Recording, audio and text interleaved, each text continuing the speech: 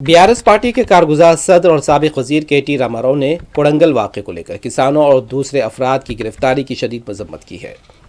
Media से बात करते हुए के.टी.आर. ने कहा कि जब रोम जल रहा था, नेरो बांसुरी बजा रहा था, उसी तरह जब कोडंगल में किसानों को गिरफ्तार किया जा रहा था, वज़ीर आला रेवंत रेड्डी अपने साथ नोटों के बंडल्स लेकर महाराष्ट्र में घूम रहे थे।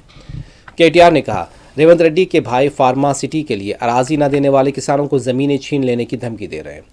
के.टी.आर. ने कहा कि अगर किसान अपनी अराजी नहीं देना चाहते हैं तो फिर क्यों उन्हें धमकाया जा रहा है और उनके साथ ज़बरदस्ती की जा रही है।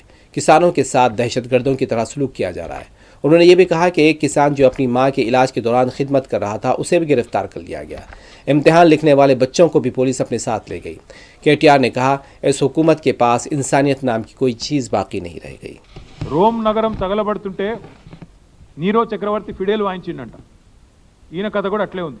వాళ్ళ కొడంగల్లో అగ్గంటుకుంటే కొడంగల్లో ఇవాళ 16 మంది రైతులు జైలుకు పోతే కొడంగల్ ఎమ్మెల్యే ఎన్నో ఆశలతో ప్రజలు గెలిపించిన ఎమ్మెల్యే ముఖ్యమంత్రి అయి మమ్మల్ని ఉద్ధరిస్తారనుకుని గెలిపించిన ఎమ్మెల్యే ఎక్కడున్నాడండి? నాకు అర్థం కాదు।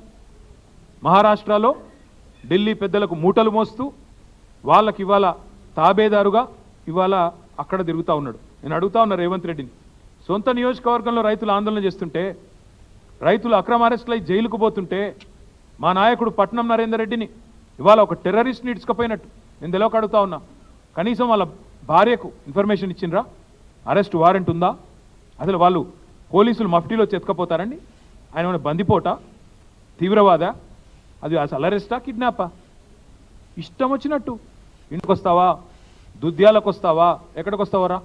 వచ్చి కూర్చో, రైతులకు చెప్పు, నీ ఆలోచన వల్ల జరుగుతున్న లాభం ఏందో చెప్పు।